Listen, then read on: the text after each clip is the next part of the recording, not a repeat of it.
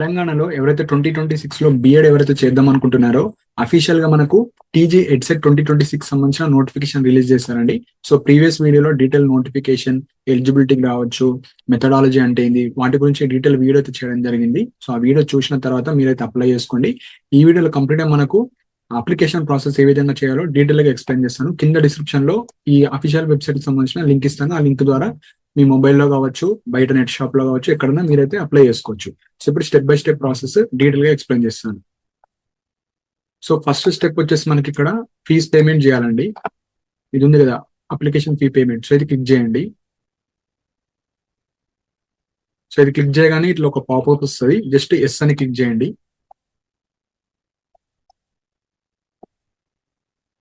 So ఇక్కడ first option వచ్చేసి మనకు qualifying exam hall ticket number.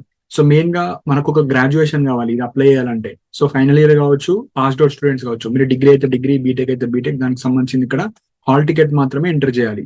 ఇక్కడ please enter degree or PG equivalent. ఇప్పుడు సపోజ్ ఎవరికైతే డిగ్రీలో పర్సంటేజ్ లేదనుకోండి, పీజీలో ఉంటే ఆ పీజీది కూడా మీరు ఎంటర్ చేసుకోవచ్చు. సో ఇంపార్టెంట్, సపోజ్ కొంతమందికి డిగ్రీకి ప్రీవియస్ గా ఎలిజిబిలిటీ అయిపోయింది కదా, డిగ్రీలో లేకపోతే సపోజ్ పీజీలో మీకు ఉంటే పీజీది ఎంటర్ చేసుకోవచ్చు.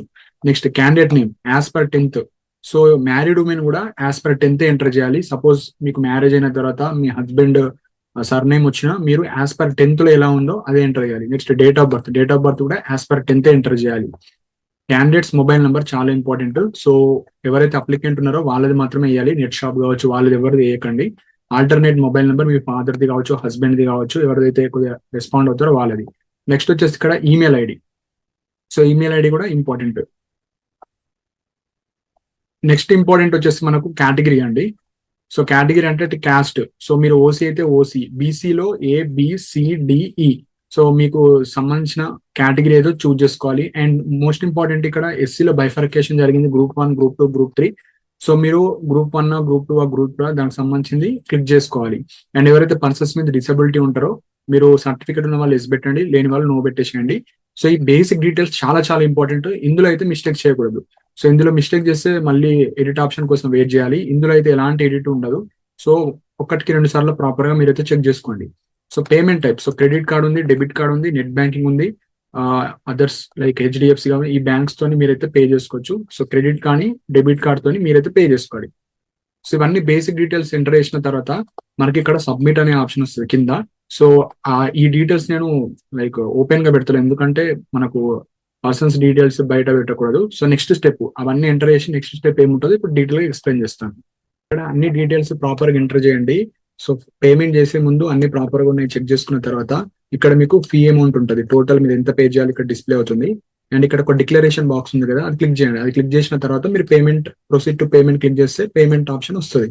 సో ఇక్కడ ఈ here by carefully gone through అది క్లిక్ చేసి ప్రొసీడ్ టు పేమెంట్ అని క్లిక్ చేయండి. So proceed to payment click చేసిన తర్వాత మీకు ఆప్షన్స్ వస్తాయి. ఆ ఆప్షన్స్ ద్వారా మీరైతే పేమెంట్ చేసుకోవచ్చు. సో ఇక్కడ మనకు డెబిట్ కార్డ్ ఆప్షన్ వచ్చింది. సో డెబిట్ కార్డ్ క్లిక్ చేస్తున్నా. సో మీ కార్డ్ డీటెయిల్స్ ఎంటర్ చేసి అక్కడ కార్డు హోల్డర్ నేమ్ ఎంటర్ చేసి మీరైతే పేమెంట్ చేయొచ్చు. సో పేమెంట్ చేసిన తర్వాత నెక్స్ట్ స్టెప్ ఏందో ఇప్పుడు డీటెయిల్ గా ఎక్స్ప్లెయిన్ చేస్తాను. సో మీరు పేమెంట్ చేసిన తర్వాత మీకు ఒక యువర్ పేమెంట్ రిఫరెన్స్ ఐడి వస్తుందండి. సో ఇది వస్తేనే మీకు పేమెంట్ అయినట్టు, లేకపోతే మళ్ళీ ట్రై చేయండి. సో మీకు ఇలా పేమెంట్ రిఫరెన్స్ వస్తే అప్పుడు మీరు అప్లికేషన్ అనేది స్టార్ట్ చేయొచ్చు. సో ఇక్కడ ప్రొసీడ్ టు ఫిల్ అప్లికేషన్ ఉంది కదా, సో ఇది క్లిక్ చేయాలి. సో ఇది క్లిక్ చేసిన తర్వాత మీ డీటెయిల్స్ అనేవి అన్ని డిస్ప్లే అవుతాయి. సో ఇప్పుడు అన్ని ఫిల్ చేయాలి.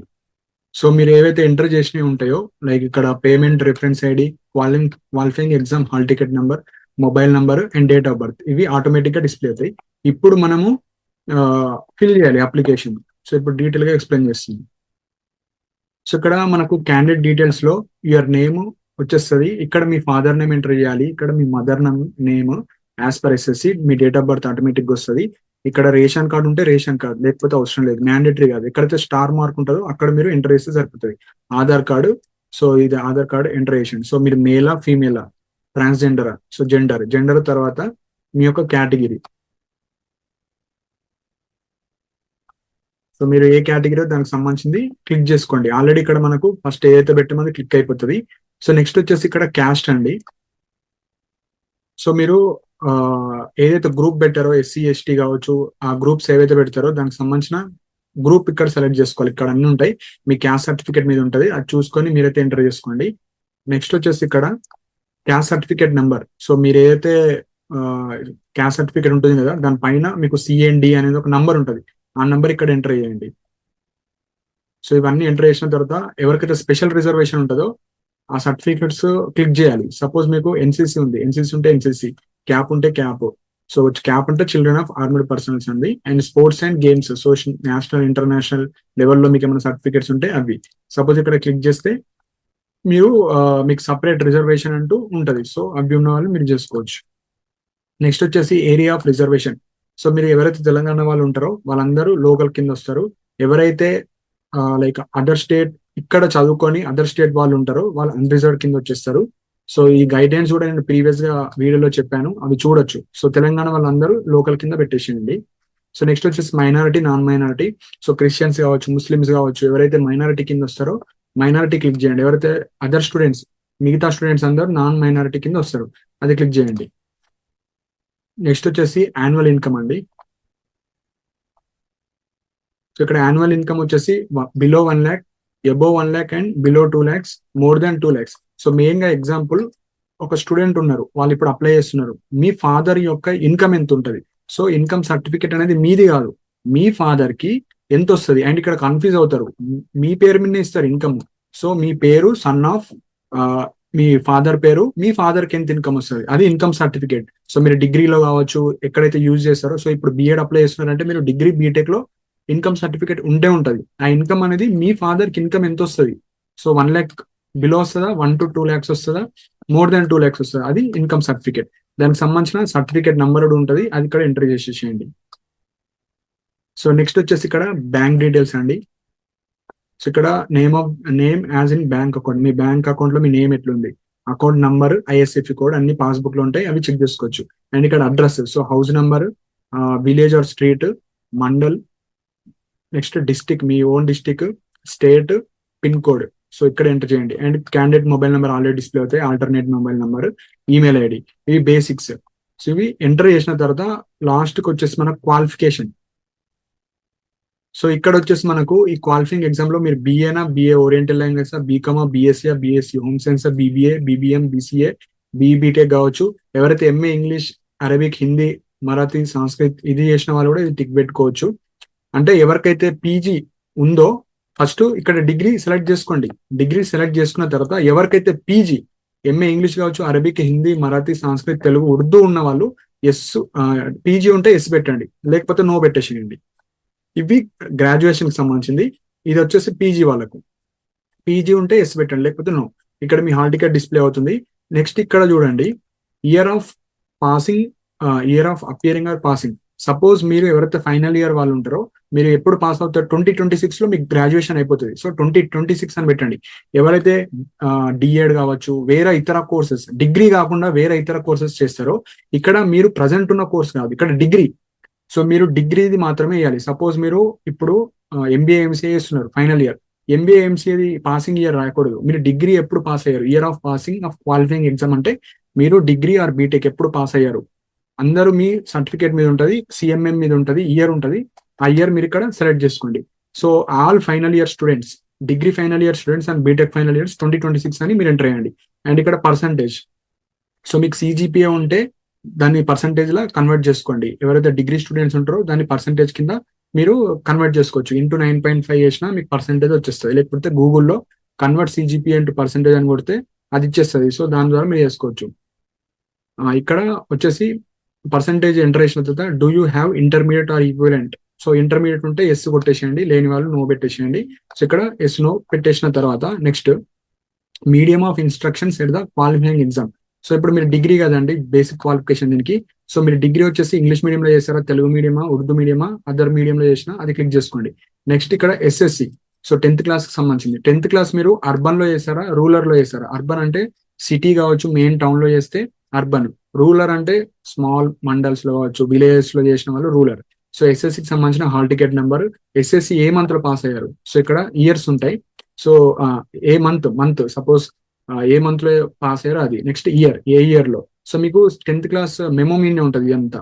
సో మెమో మీద కింద డేట్ ఉంటది, ఇష్యూ డేట్ ఉంటది కింద. ఆ ఇష్యూ డేట్ వేసినా నో ప్రాబ్లం, ఏదన్నా వేయచ్చు, నో ప్రాబ్లం. నెక్స్ట్ ఇంటర్ మీరు అర్బన్ లో చేస్తారా, rural. Intermediate hall ticket number memo మీద ఉంటుంది. మంత్ ఏ మంత్ లో పాస్ అయ్యారు, ఇయర్ ఆఫ్ పాస్ అది కూడా మీకు మెమో మీదనే ఉంటుంది. సో నెక్స్ట్ వచ్చేసి మనకి ఇక్కడ ప్లేస్ ఆఫ్ స్టడీ. సో ఇక్కడ ప్లేస్ ఆఫ్ స్టడీలో మనకు డిస్ట్రిక్ట్స్ ఇస్తారు. ఏ డిస్ట్రిక్ట్ లో చదవాలి, 6th క్లాస్ మీ బోనాఫైడ్ మీద ఉంటుంది. సో బోనాఫైడ్ లో చెక్ చేసుకోండి. సో 6th క్లాస్ లో ఏ ఏ డిస్ట్రిక్ట్ లో చదివారు, 7th ఏ డిస్ట్రిక్ట్ లో చదివారు, 8th 9th 10th inter first year, inter second year, degree, PG. So PG ఉన్న వాళ్ళు పీజీ పెట్టుకోండి, పీజీ లేని వాళ్ళు అవసరం లేదు. సో డిగ్రీ ఎగ్జాంపుల్ ఎక్కడ ఏ జిల్లాలో చదివారు, సో ఇట్లా పెట్టుకోవచ్చు. నెక్స్ట్ వచ్చేసి ఇక్కడ ఎంట్రన్స్ ఎగ్జామ్ సంబంధించిన details. So details of common entrance exam, medium of test. So మీరు ఇంగ్లీష్ మీడియం అండ్ తెలుగు మీడియంలో రాద్దాం అనుకుంటున్నారా, ఇంగ్లీష్ అండ్ ఉర్దూ. సో మీరు తెలుగు మీడియం అయినా ఇంగ్లీష్ మీడియం రెండు మీడియంలో క్వశ్చన్ వస్తుంది. సో ఎవరైతే ఉర్దూ మీడియం ఉంటారో మీరు ఇంగ్లీష్ అండ్ ఉర్దూ సెలెక్ట్ చేసుకోవాలి. నెక్స్ట్ వచ్చేసి ఇక్కడ సెంటర్స్ అండి. So first come first reserve ఉంటుంది. సో మీకు తొందరగా సెంటర్స్ కావాలంటే మీరు తొందరగా అప్లై చేసుకోవాలి. సో ఇక్కడ సెంటర్స్ ఉంటాయి. సో ఇక్కడ ఉన్న సెంటర్స్ మాత్రమే ఉంటాయి. సో మీరైతే చూస్ చేసుకోవచ్చు. అలా డిఫరెంట్ గా ఒక 4 సెంటర్లు అయితే మీరు ఇవ్వాలి. సో ఇందులో ఒకటి, ఇందులో ఒకటి, ఇందులో ఒకటి, ఇందులో ఒకటి సేమ్ ఇవ్వకూడదు. సో నెక్స్ట్ వచ్చేసి మనకు ఫోటో అండ్ సిగ్నేచర్. సో ఇక్కడ ఫోటో వచ్చేసి మనకు 50 KB కన్నా జేపీజీ ఫార్మాట్ లో ఉండాలి. సిగ్నేచర్ వచ్చేసి 30 KB కన్నా కింద ఉండాలి. సో ఫోటో సిగ్నేచర్ మీరైతే అప్లోడ్ చేసిన తర్వాత సో ఐ హియర్ ఇది డిక్లరేషన్ ఇవ్వాలి. సో ఈ డిక్లరేషన్ ఇచ్చి ప్రివ్యూ కొట్టాలి. ప్రివ్యూ కొట్టిన తర్వాత మీరు ఏవైతే ఎంటర్ చేశారో అవన్నీ వస్తాయి. అన్ని వచ్చిన తర్వాత మళ్ళీ చెక్ చేసుకోవాలి. మళ్ళీ చెక్ చేసుకున్న తర్వాత ఏమైనా మిస్టేక్స్ ఉంటే ఎడిట్ చేసుకోవాలి. అప్పుడే అన్ని ప్రాపర్గా ఉన్నాయి, ఎక్కడ కూడా మిస్టేక్ లేదు అన్నప్పుడు మనకు ఫైనల్ ఫ్రీజ్ బటన్ వస్తుంది. ఆ ఫ్రీజ్ బటన్ క్లిక్ చేసిన తర్వాత మీకు ఫైనల్ గా సబ్మిట్ అయిపోతుంది. సబ్మిట్ అయిన తర్వాత మీకు ఒక అప్లికేషన్ వస్తుంది. సో ఆ ఫైనల్ అప్లికేషన్ కూడా ఎట్లా వస్తుంది ఇప్పుడు డీటెయిల్ గా ఎక్స్ప్లెయిన్ చేస్తాను. పర్ఫెక్ట్ గా ఎంటర్ చేసిన తర్వాత ఇక్కడ మాడిఫై ఆప్షన్ ఉంటుంది. మాడిఫై అంటే మళ్ళీ మనం ఎడిట్ చేసుకోవాలంటే మాడిఫై క్లిక్ చేయండి. సో ఎవరైతే అన్ని ప్రాపర్ గా ఇచ్చారో నేను ఫైనల్ సబ్మిట్ కొడతా అనుకుంటే ఇక్కడ కన్ఫర్మ్ అండ్ ఫ్రీజ్ బటన్ ఉంది కదండి. సో ఇది క్లిక్ చేయండి. So confirm and freeze. So confirm and freeze అయిన తర్వాత మీకు ఇక్కడ అప్లికేషన్ నెంబర్ వస్తుంది. సో ఇది మీకు ప్రింట్ తీసుకోవచ్చు బయట. సో ప్రింట్ అప్లికేషన్ క్లిక్ చేస్తే మీకు డీటెయిల్ గా ఈ విధంగా అప్లికేషన్ అయితే వస్తుంది. సో ఈ విధంగా ఎవరైతే ఎడ్సెట్ ద్వారా బిఎడ్ ఎవరైతే చేద్దాం అనుకుంటున్నారో తెలంగాణలో ఈ విధంగా మీరైతే అప్లికేషన్ చేసుకోవచ్చు. కింద డిస్క్రిప్షన్ లో మీకు తెలంగాణలో ఎక్కడెక్కడ బిఎడ్ కాలేజెస్ ఉన్నాయి, ప్రతి యూనివర్సిటీ అండర్ లో ఉన్న బిఎడ్ కాలేజ్ అయితే లిస్ట్ చేసి పెట్టాను. సో ఇంట్రెస్ట్ ఉన్న వాళ్ళు పర్చేజ్ చేసుకోవచ్చు. సో అది 20 రూపీస్ అయితే ఉంటుంది. ఇంట్రెస్ట్ ఉన్న వాళ్ళు పర్చేజ్ చేసుకోవచ్చు. అండ్ ఎవరైతే డీసెట్ కావచ్చు, ఎడ్సెట్ ప్రిపేర్ అవుతున్నారో మ్యాథ్స్ మెటీరియల్ అయితే ప్రిపేర్ చేయడం జరిగింది. సో అది కూడా కింద డిస్క్రిప్షన్ లో మెన్షన్ చేశాను. సో ఇంకా రిజిస్ట్రేషన్ లింక్ కావచ్చు, టెలిగ్రామ్ లింక్ కావచ్చు, అన్ని కింద ప్రొవైడ్ చేశాను. సో మీకు ఏమైనా డౌట్స్ ఉంటే మీరు కింద కమెంట్స్ మెన్షన్ చేయండి. అండ్ ఇలాంటి అప్డేట్స్ కోసం మన ఛానల్ సబ్స్క్రైబ్ చేసుకోండి.